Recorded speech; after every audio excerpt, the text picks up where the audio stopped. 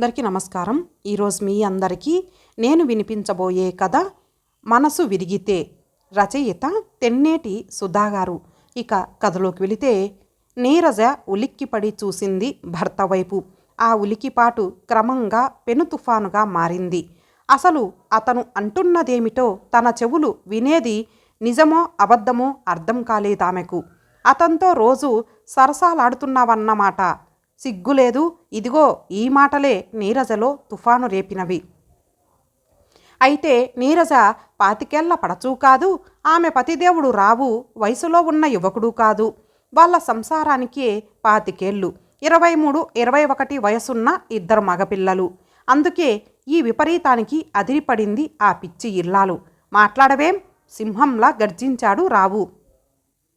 సమాధానం చెప్పగల ప్రశ్న వేశారా మీరు? ఈ మాటలు అందామనుకుంది నీరజ. కానీ గొంతు పెగల్లేదు. గొంతుకు ఏదో పెద్ద బండరాయి అడ్డుపడింది. ఉప్పెనలా కోపం రాబోతోంది. కానీ నీరజ సగటు ఆడది. ఆమె మొహంలో ఎన్ని రంగులు మారినా, మనసులో ఎన్ని భావాలు చెలరేగినా కళ్ళల్లోంచి కన్నీరు ఉబికి వచ్చింది. ఎట్లాగో గొంతు పెగల్చుకొని అతి ప్రయత్నం మీద అంది, మీరనేదేమిటో నాకు అర్థం కాలేదు.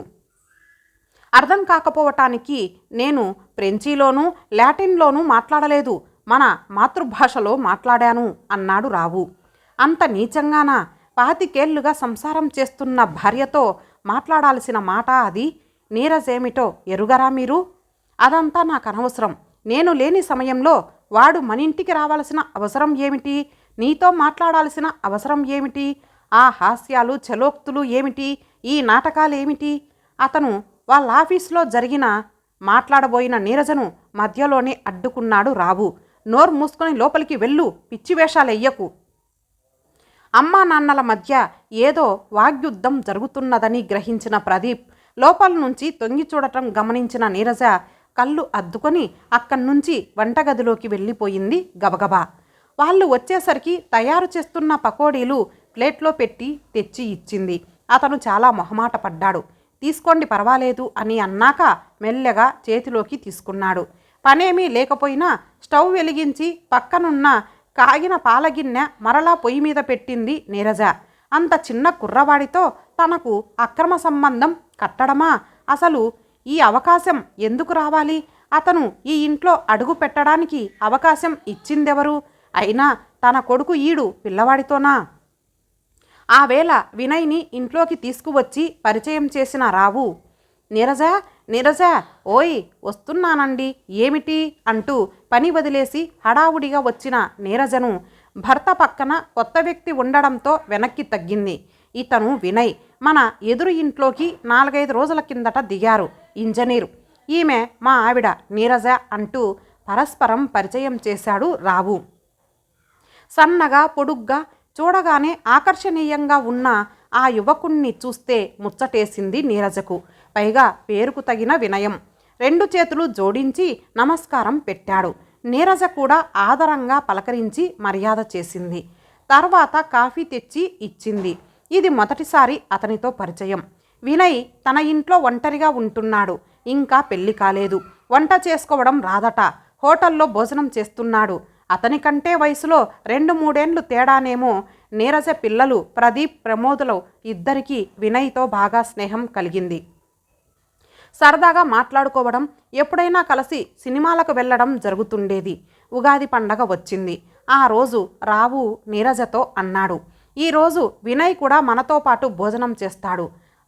దాందేముంది, మన పిల్లలతో పాటు గుప్పెడు మెతుకులు తింటాడు అంది నీరజ పులిహోరలో తిరగమూత వేసి కలుపుతూ. వినయ్ చాలా కలుపుగోలు. భోజనం చేస్తున్నంతసేపు ఏవో జోక్స్ వేస్తూనే ఉన్నాడు. నీరజ కూడా అతన్ని తమ కుటుంబంలో సభ్యుడిగా భావించి ఆదరించింది.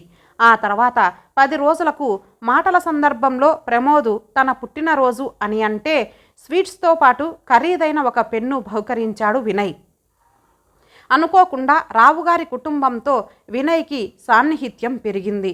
అలా తరచుగా అతను రావుగారింటికి రావడం, అక్కడే కాలక్షేపం చేయడం, మాట్లాడే సమయంలో భోజనం వేలైతే భోజనం చేయడం మామూలైపోయింది.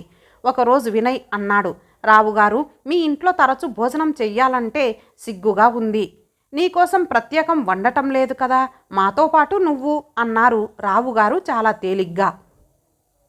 మీరేమి అనుకోనంటే ఒక మాట అడుగుతాను అన్నాడు వినయ్ సందిగ్ధంగా రావుగారి వైపు చూస్తూ. చెప్పండి. ఆహా, ఏం లేదు. రోజు ఏదో వంకతో నేను మీ ఇంట్లోనే భోజనం చేస్తున్నాను. ఇట్లా 1-2 రోజులంటే బాగుంటుంది. కానీ ఎప్పుడు మిమ్మల్ని ఇబ్బంది పెట్టడం నాకిష్టం లేదు. అందుకని వీలున్నప్పుడు మీ ఇంటి భోజనం తిన్నా పేయింగ్ గెస్టుగా ఉంటే బాగుంటుందేమో. రావు ఒక్క నిమిషం పాటు ఏమీ మాట్లాడలేదు. ఆలోచిస్తే ఈ పద్ధతి బాగానే ఉన్నట్లుంది. అందువల్ల తనకు నష్టం లేదు. నీరజ అతని కోసం పడే కష్టమూ లేదు ఈ విషయంలో. అందుకని ప్రత్యేకం ఆమెతో సంప్రదించి నిర్ణయం తీసుకోవాల్సిన అవసరమూ లేదు. సరే, మీ ఇష్టం అన్నాడు రావు. ఆ తర్వాత జరిగింది నీరజతో చెప్పాడు. ఆమె మనసులో ఏమనుకుందో కానీ పైకి మాత్రం తల ఊపి ఊరుకుంది. మన ఇంట్లో మనం ఒక పూట ఓపిక ఉన్నా లేకపోయినా ఏదో ఒకదాంతో సరిపెట్టుకుంటాం. కానీ ఆలోచిస్తే ఇది కొంత ఇబ్బందికరమైన విషయమే. మగవాళ్ళకి ఆ ఇబ్బంది అంతగా పట్టదు. చెప్పడానికి ప్రయత్నిస్తే ఇంత చిన్న విషయానికి అంత రాద్ధాంతం చేసినట్లు కనిపిస్తుంది అనుకుంది. అర్ధాంగీకారమైన మౌనంతో నీరజ వంట చేయడం, అందరితో పాటు అతను భోజనం చెయ్యడం, నెలకు 500 చొప్పున అతను రావుగారికి డబ్బు చెల్లించి పేయింగ్ గెస్టుగా చలామణి కావడం ఒకదాని వెనుక ఒకటి జరిగిపోయినాయి. అట్లా 6 నెలలు గడిచినాయి. నీరజ మొదట ఆలోచించినంతగా సమస్యలేం రాలేదు. వినయ్ కానీ కుటుంబ సభ్యులు కానీ పూర్తిగా కలిసిపోయినారు. అందరూ కలిసి సినిమాకు వెళ్ళడం, సరదాగా అన్ని విషయాలు చర్చించుకోవడం. నిజానికి అంతకుముందు ఆ ఇంట్లో ఎవరి పనులు వాళ్ళు చేసుకుపోవడమే కానీ కలిసి ఉండటం, వాతావరణంలో చైతన్యం ఉండటం జరిగేది కాదు. కానీ వినయ్ రాకతో ఇంట్లో చాలా మార్పు వచ్చింది. ఒక రకంగా చెప్పాలంటే పరస్పరం సాన్నిహిత్యం పెరిగింది. అబ్బా నీరజ గారు, మీరు చేసిన వంకాయ కూర అద్భుతం. మాట్లాడరేమిటి రావుగారు? వంకాయ కూర మరలా వేయించుకొని కలుపుకుంటూ అన్నాడు వినయ్. ఏం వంట? నువ్వు పిచ్చి బ్రహ్మచారివి కనుక నచ్చింది. కానీ ఏ శాఖమన్నా కలుపుకొని అరగిస్తుంటే స్వర్గానికి బెత్తెడు దూరం ఉండాలి. అబ్బా, ఏది స్వర్గానికి చాలా దూరం ఉన్నాం. అందుకే అన్నారోయ్ వినయ్ నలభీమ పాకమని. ఎవరు? దమయంతి పాకమని, ద్రౌపదీ పాకమని అననిది ఎందుకనుకుంటున్నావు అని రావుగారు వెనుకు విసిరారు. అంతే, నీరజకు చర్రున కోపం వచ్చింది.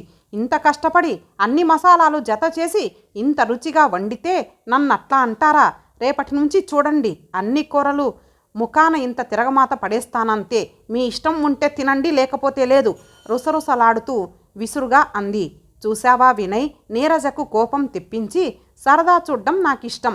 నువ్వెట్లా ఫీల్ అయ్యావో చెప్పు నవ్వుతూ అన్నాడు రావు వినయ్ వైపు చూసి. నేనా? సినిమాల్లో రసవత్తర ఘట్టంలా అంటూ నవ్వేశాడు వినయ్. ఇంతకీ కూర బాగుందోయ్, లేకపోతే ఇంత లాగించేస్తానా అన్నాడు రావు. అయినా బాగుండకేం చేస్తుంది? ఎంకిపాటల్లో లాగా ఆవిడ ప్రేమంతా గుమ్మరించి వండి ఉంటారు వినయ్ కందిపచ్చడి వేసుకుంటూ అన్నాడు. రోజు యాంత్రికంగా నడిచే జీవితంలో వినయ్ రావడం ఓ మలుపు అనుకుంది చాలాసార్లు.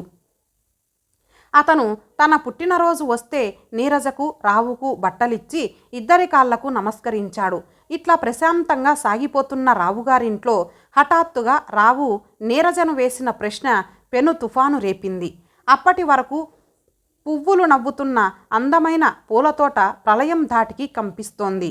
ఒక్కసారిగా వెన్నెల అంతరించి గాఢాంధకారం అలుముకున్నట్లుంది.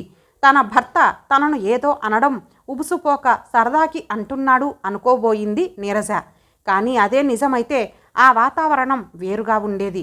ఇంత దారుణమైన మాట విన్నా కూడా తనింకా బతికే ఉందా? అంత అభిమానం లేని వ్యక్తా తను? ఏ దురాలోచన లేని తనకు వేరే మగాడితో సంబంధం అంటగట్టినందుకు ఒళ్ళు కాల్చుకోవాలి. అప్పుడైనా ఈ మలినం పోతుందా? వినయ్కి జరిగిన విషయాలు తెలియవు. మామూలుగా భోజనానికి వచ్చాడు. నీరజ బయటికి రాలేదు. భోజనం తర్వాత వేరే కార్యక్రమం పెట్టుకున్న వినయ్ టేబుల్ మీద పెట్టి ఉన్న పదార్థాలు ప్లేట్లో వడ్డించుకొని తిన్నాననిపించి లేచాడు. వాతావరణంలో ఏదో అసహజత్వం స్పష్టంగా తెలుస్తోంది. ఎవరూ పలకరించలేదు అతన్ని. ప్రమోద్ ఏదో పుస్తకం ముందేసుకొని కూర్చున్నాడు. ప్రదీప్ జాడలేదు. నీరజ గారు ఎటైనా వెళ్ళారేమో అనుకొని వెళ్ళిపోయాడు. రావు చాలా ఆలస్యంగా వచ్చాడు ఇంటికి. అప్పటికి పిల్లలిద్దరూ నిద్రపోయారు. సాయంత్రం రావు నీరజ మీద వేసిన పిడుగు దెబ్బ నుంచి కోలుకొని నీరజ కంటికి మంటికి ఏకధాటిగా ఏడుస్తూ మంచం మీద పడుకొని ఉంది. రావు వచ్చిన అలికిడికి కొంచెం ఉలిక్కిపడింది. కానీ ఆయన మొహం చూడాలంటేనే ఒక రకమైన జుగుప్స లాంటి భావం కలుగుతోంది. వాడికి అన్నం పెట్టావా అడిగాడు నీరజను ఉద్దేశించి. వాడికి అన్నది వినయ్ని ఉద్దేశించి అని తెలుస్తూనే ఉంది. కానీ ఆమెకు జవాబు ఇవ్వాలనిపించలేదు. మాట్లాడలేదు. మాట్లాడవేం రెట్టించాడు రావు. నీరజ అప్పటికీ కదల్లేదు. రావు తనకేదో ఆదేశించినట్లు ఇంకా 2-3 సార్లు అడిగాడు. అయినా నీరజ నుంచి సమాధానం రాలేదు. తగిలిన అఘాతానికి ఆమె మానసికంగా చిగురుటాకులా కంపిస్తోంది. ఆలోచనలు పరిపరి విధాలా పోతున్నాయి. ఈ సమస్యకు పరిష్కారమేమిటో అంతు తెలియని అగాధంలా ఉంది. తామిక్కడ నుండి వెళ్ళడం సాధ్యం కాదు. ఎందుకంటే అది తమ సొంత ఫ్లాటు. అతను వెళ్ళే వీలు లేదు. కారణం అది అతని మధ్యనే కొన్నాడు. మరి ఈ అనుమాన పిశాచం వదలి తన బతుకు బాగుపడేదెట్లా? కదలకుండా మెదలకుండా పడుకున్న నీరజను చూస్తే మరింత మండిపోతోంది రావుకు. ఏమే మొగుడనేవాడు మాట్లాడుతుంటే జవాబివ్వకుండా మొద్దల్లే పడుకుంటావా అంటూ నీరజ దగ్గరకొచ్చి జుట్టు పట్టుకొని లేపి చెంప పగిలేలా ఒక్కటి కొట్టాడు. అనుకోని ఈ పరిణామానికి దిమ్మెరపోయింది నీరజ. జుట్టు విడిపించుకునే ప్రయత్నం చేస్తే ఒక్క తోపు తోశాడు. వెళ్ళి గోడకు కొట్టుకొని తల బొప్పి కట్టింది. అయినా నీరజ మాట్లాడదలుచుకోలేదు. వాడికి నీకు మాటలేంటి? ఎన్నాళ్ళ నుంచి సాగుతోంది ఇది? ఇలాంటి పిచ్చి మాటలు నోటికి వచ్చినట్టు మాట్లాడాడు రావు. ఎదిగిన పిల్లలున్న తనను ఆ విధంగా అంటున్న రావును, తనను విశ్వసించని భర్తను గురించి ఏమనుకోవాలో కూడా అర్థం కాక మ్రాన్పడిపోయిందామె. నీరజకు తెల్లవారకూడదు అనిపించింది. ఇంత హీనమైన పరిస్థితి ఏ ఆడదానికి రాకూడదనిపిస్తోంది. తెల్లవారితే వంట చెయ్యాలి, వినయ్కి భోజనం పెట్టాలి. ఎట్లా అతన్ని ఎదుర్కోవడం? వెక్కిళ్ళ మధ్యే తెల్లవారిపోయింది. బాగా జ్వరం వచ్చేసింది. రావు లేచి వెళ్ళిపోయినాడు. 9 గంటలకు ఇంట్లోకి వచ్చిన వినయ్కి అమ్మకి జ్వరం వచ్చింది అని ప్రదీప్ చెప్పడం వింది నీరజ. అరే, జ్వరం వచ్చిందా? ఏరి మీ అమ్మ అంటూ అతను లోపలికి వచ్చేశాడు. వచ్చి మంచం దగ్గర నుంచున్నాడు. నీరజ అటు తిరిగి కదలకుండా పడుకుంది. ఒక్క నిమిషం నుంచొని వినయ్ వెళ్ళిపోయిన అలికిడి వింది. అమ్మయ్యా అని ఒకసారి నిట్టూర్చింది. కానీ 10 నిమిషాల తర్వాత డాక్టర్ని వెంటబెట్టుకొని వచ్చాడు వినయ్. బిక్కసచ్చిపోయింది నీరజ. డాక్టర్ పరీక్షించి మందులు రాసి చీటీ వినయ్కి ఇచ్చాడు. ఫీజు ఇచ్చి డాక్టర్ని సాగనంపి మందులు, బ్రెడ్, పండ్లు కొనుక్కొని వచ్చి ఇచ్చి జాగ్రత్తగా వేసుకోమని చెప్పి వెళ్ళిపోయాడు. ఇదంతా నిమిషాల మీద జరిగిపోయింది. రావు తిరిగి వస్తే ఎంత రాద్ధాంతం జరుగుతుందో. వినయ్ డాక్టర్ని తీసుకురావడం, మందులు పండ్లు తేవడం, ఇది రావు అంత తేలిగ్గా తీసుకుంటాడా? నమ్మకం లేదు. పిచ్చి పట్టినట్లుంది. ప్రదీప్, ప్రమోదులకు పూర్తిగా కాకపోయినా తల్లి సమస్య అర్థమైంది. వాళ్ళు కూడా స్తబ్దుగా అయినారు. సాయంత్రం వినయ్ ఆఫీస్ నుంచి రాగానే నీరజ ఎట్లా ఉందో చూడాలన్న ఉద్దేశంతో వాళ్ళింట్లోకి రాబోయినాడు. ఇంతటితో ఈ భాగం సమాప్తం. మరలా మరొక భాగంతో కలుద్దాం. అంతవరకు సెలవు. నమస్తే.